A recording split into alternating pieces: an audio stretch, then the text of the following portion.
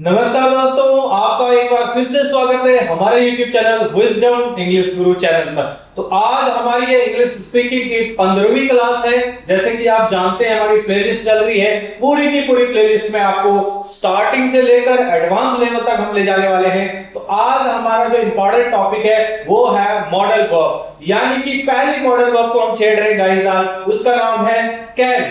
अब इस चीज को समझना बहुत ज्यादा जरूरी हो जाता है कि कैन का यूज किया कैसे जाता है। पहले हम इसको ऑरली समझेंगे। तो चलिएगा, कैन का मतलब होता है बस अपनी एबिलिटी या कैपेबिलिटी को दिखाना, यानी कि जो मेरी काबिलियत है, मैं ये चीज कर सकता हूं, वो चीज कर सकता हूं। बहुत सारी जगहों पर आप इस चीज का यूज करते हैं। क्लियर? अब धीरे धीरे क्या होगा कि हम जैसे ही ये छोटे छोटे मॉडल वर्ब्स को जानेंगे, इसके बाद जो एडवांस हमारे मॉडल वर्ब्स आएंगे, तो यही मॉडल वर्ब्स हमें हेल्प करने वाले हैं। तो आज का पहला मॉडल वर्ब हमारा जो है वो है कैन। और कैन के साथ जो हमारे सब्जेक्ट्स आते हैं, ध्यान दीजिएगा, ये एक हेल्पिंग वर्ब नहीं है, ये एक मॉडल वर्ब है। आने वाले समय में आपको पता चलेगा कि हेल्पिंग वर्ब और मॉडल्स में फर्क क्या होता है। क्लियर? अब देखेंगे कैन के अंदर जितने भी सब्जेक्ट्स होते हैं, I, you, we, they, he, she, it, they, सारे के सारे यूज होते हैं।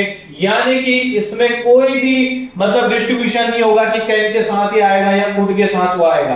क्लियर? यहाँ पे सारे के सारे यूज करने, मुझे सीधा सीधा पूछना है। डायरेक्ट हम क्लास स्टार्ट करते हैं, देखते हैं किस तरीके से होगा। जैसे कि आपने देखा, मैंने एक फॉर्मूला आपको बताया है। सबसे पहले जो हेल्पिंग वर्ब या मॉडल वर्ब है उसको कनेक्ट कर देना है किसके साथ?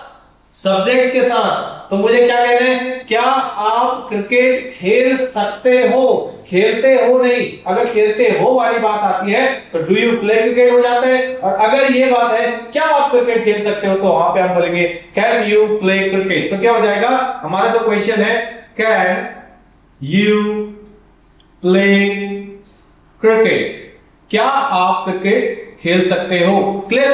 बस इतना ही है, इसमें और कुछ भी नहीं है। आंसर करना है yes I can play cricket, yes I can play cricket. Negative अगर आंसर देना है तो किस तरह से हो जाएगा? No I can not, can के साथ नॉट लग जाएगा, कैन नॉट प्ले क्रिकेट। आपने देखा होगा जैसे विल चलता है बिल्कुल वैसे ही विल यहां भी आता है। Will you play cricket? Yes I will play cricket, no I will not play cricket. बिल्कुल ऐसे ही। Can you play cricket? Yes I can play cricket, no I can not play cricket. Clear है? और can और not मिलके क्या बन जाता है? कांट बन जाता है। और ध्यान देना है कि जब भी हम लिखें तो हमें कैन नॉट ही लिखना चाहिए, कांट नहीं लिखना चाहिए जब भी हम नेगेटिव सेंटेंसेस बोलते हैं। Clear guys? तो यहां पे क्या हो जाएगा, कैन नॉट तो लिखा हुआ है पर मैं इसे पढ़ सकता हूं कांट के रूप में। क्लियर? अगर मुझे कहना है क्या आपके पापा कार चला सकते हैं, तो क्या हो जाएगा, can your father drive a car? Yes, my father can drive a car. No, he cannot drive a car. Clear? Can you sweep the floor? Yes, I can sweep the floor. No, I cannot sweep the floor. बस इतना ही चीजों को आपने आज practice करना है, और जितना ज्यादा आप इनके साथ सेंटेंसेस बनाएंगे उतनी जल्दी आपकी टंग में ये चीज बैठ जाएगी और आप एक बेहतर स्पीकर बन जाएंगे। Clear guys? आई होप आपको सेशन समझ आया है। अगर आपको सेशन पसंद आया तो प्लीज वीडियो को लाइक, शेयर और सब्सक्राइब करना ना भूलें। Thank you so much for today. नमस्कार।